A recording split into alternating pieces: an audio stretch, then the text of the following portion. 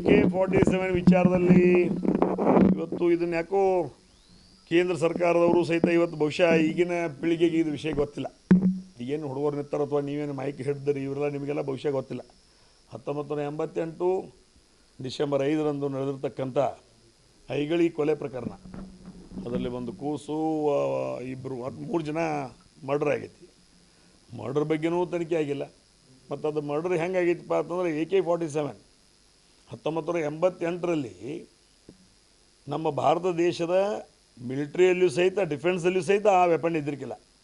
ಹೊರಗಿನ ದೇಶದಿಂದ ತುಡುಗು ಮಾಡಿ ತರೋದು ಮುಖಾಂತರ ಇವತ್ತು ಈ ರೀತಿಯಾಗಿರ್ತಕ್ಕಂಥ ಒಂದು ಮರ್ಡರನ್ನು ಮಾಡಿರ್ತಕ್ಕಂಥ ಜನ ಇವತ್ತಿನ ದಿವಸ ಅವರು ಶಾಸಕರಾಗಿದ್ದಾರಂದ್ರೆ ಮತ್ತು ಇದು ನಾವು ವಿಚಾರ ಮಾಡ್ಬೇಕಾಕೈತಿ. ಅಂಥವ್ರು ಇವತ್ತು ಶಾಸಕರಾಗಿದ್ದಾರೆ, ಅಂಥವ್ರು ಇವತ್ತು ಮಂತ್ರಿಗಳಾಗಿದ್ದಾರೆ. ಇವತ್ತು ಆರೋಪಿ ನಂಬರ್ 1, 2, 3, 4ರಾಗ ಅವ್ರ ಹೆಸರುಗಳಿದಾವೆ.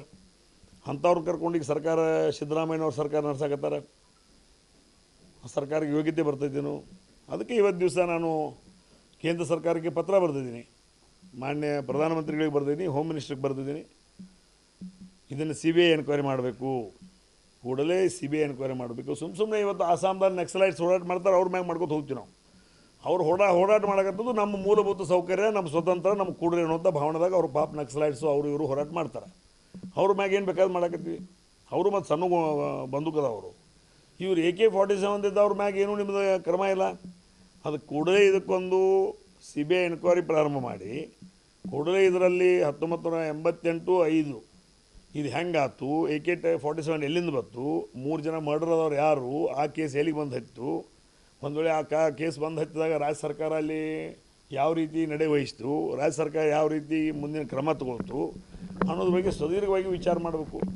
ಮತ್ತು ಈಗ ಅವರು AK-47 ತಂದವರು ಮಂತ್ರಿ ಆಗಿದ್ದಾರಂದ್ರೆ, AK-47 ತಂದವರು ಶಾಸಕರಾಗ್ತಾರಂದ್ರೆ, AK-47 ತಂದವ್ರು ಇವತ್ತು ದಿವಸ ಇಟ್ಕೊಂಡು ಬ್ಯಾಂಕ್ಗಳನ್ನ ಲೂಟಿ ಮಾಡ್ತಾರಂದ್ರೆ ಇವತ್ತು ಸಾಮಾನ್ಯ ಜನನೂ ಆ ಒಂದು ಕೆಲಸಕ್ಕೆ ಹಾಕ್ಬೇಕಾಕೈತಿ.